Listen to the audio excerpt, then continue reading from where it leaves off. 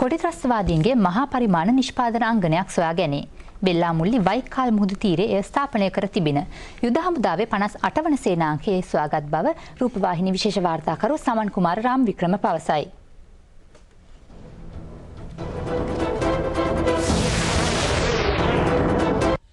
මැදිරි 50කින් පමණ යුත් දුම්රියක් ලෙස ඈත බලන්නෙකුට දිස්වුවද මෙය දුම්රියක් නොවේ. වැඩ නිම කර නොමැති මෙම නිර්මාණය සොයාගනු ලැබුවේ යුද මුක්ත කලාපයේ දකුණු කෙළවරේ වෙල්ලාමුල්ලි වයිකාල් වෙරළ තීරයෙන්. යුද හමුදාවේ 58 වන සේනාංකය දින දෙකක් තිස්සේ පැවති දරුණු ගැටුමකින් පසුවයි මෙම ස්ථානයට ළඟා වුණේ. ඝන යකඩ තහඩු වලින් තනා ඇති මෙම සැකිල්ලට රේල් පීලිද යොදාගෙන. මෙහි දිග අඩි 360ක්, පළල අඩි 25ක්. සැකිල්ලේ යකඩ තහඩු වල ඝනකම අඟල් 3ක් පමණ වෙනවා. මේ නිසා ප්‍රබල වෙඩි ප්‍රහාරයකින් වුවද මෙම සැකිල්ලට හානියක් සිදුවන්නේ නැහැ. රේල් පීලි අට්ටාලයක් මතයි මෙම සැකිල්ල සකස් කිරීමද සිදු කර ඇත්තේ. මෙම ස්ථානයේ සිට මුහුදට ඇති දුර මීටර් 50කටත් අඩුයි. එම නිසා මෙය මුහුදට ගෙන යාමට සකස් කරන ලද්දක් බවට සැක කළ හැකියි. එකිනෙක යාවන අඩි 20යි 25 මැදිරි වලින් යුත් මෙම සැකිල්ලේ කුටි ගෝලාකාර ස්වභාවයක් ගන්නවා. ජලය මත උව ගමන් කිරීමේදී එම ජල පීඩනය ඔරොත්තු දෙන ආකාරයෙන් මෙය සකස් කර ඇති බව සිතිය හැකියි.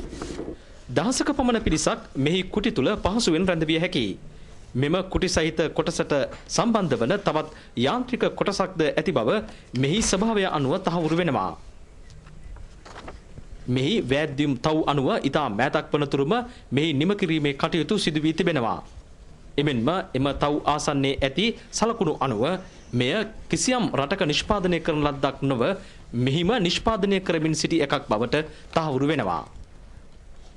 යකඩ සැකිල්ල ආසන්නයේම දැඩි ධාරිතාවකින් යුත් මහා පරිමාණ එන්ජින් දෙකක්ද සංගවා තිබියදී හමුදාව සොයාගත්තා.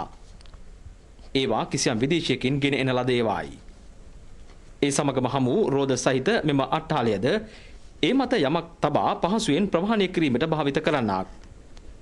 මෙම අබිරහස් වෙරළ ප්‍රදේශයේ යකඩ සැකිල්ලට ඉතා ආසන්නයේ මුහුදු ජලය යොදා සැකසූ ජල තටාකයක්ද දැකගත හැකියි. මෙහි දිග අඩි 100ක් පමණ වන අතර පළල අඩි 50ක්.